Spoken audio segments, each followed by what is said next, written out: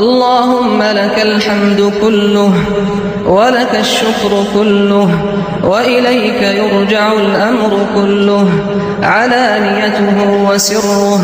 سبحان ذي الملك والملكوت، سبحان الذي لا يموت، سبحان الذي يحيي الخلائق ولا يموت، سبحان الذي خضعت لعظمته الرقاب، سبحان الذي ذلت لجبروته الصعاب، سبحان رب الأرباب، سبحان مسبب الأسباب، سبحان الذي في السماء عرشه وفي الأرض سلطانه، سبحان الذي لا تراه في الدنيا العيون ولا تخالطه الظنون ويعجز عن وصفه الواقع.